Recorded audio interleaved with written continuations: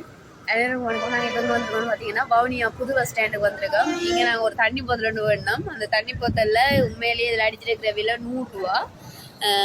ஒரு அண்ணாட்ட வேணும். ஆனால் அவையல் கடையில் எவ்வளோ கிடைக்கணுமெண்டா 70 ரூபா 80 ரூபாய்க்கு அடிக்கணும். எடுத்துட்டு அதை வந்து இங்கால 150 ரூபா படியே குடிக்கணும். உண்மைக்கும் இப்படியான வேலை செய்யக்கூடாது. இப்போ 150 ரூபா தானே, அதில் கொஞ்சம் காசு 60 ரூபா 70 ரூபா கூட கொடுக்குறோம் தானே அப்படி நினச்சி நான் இதை வீடியோ நான் போடையில 150 ரூபா அப்படின்னு இல்லை. சில பேர் கஷ்டப்பட்டார்கள் எல்லாம் நிப்பினோம். சரி ஒரு அதை அந்த 100 ரூபா அப்படின்னு சொல்லி வச்சிருப்பினோம்.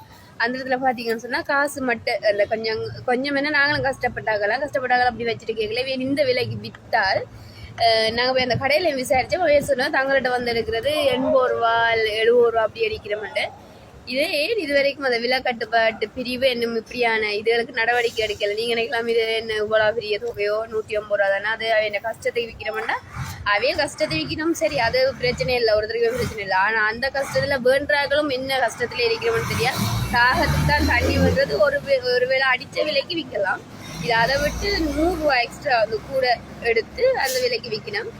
இப்படியான இதில் நடக்கக்கூடாது. நீங்கள் கொஞ்சம் இதில் கொஞ்சம் கவனமாக இருங்க. அப்படி இல்லைன்னா நீங்கள் கடையில் வேணுங்க. அந்த பஸ்ஸில் கொண்டு வர இந்த ரோடு பஸ் ஸ்டாண்டு இதுக்கு கொண்டு வரலாம்.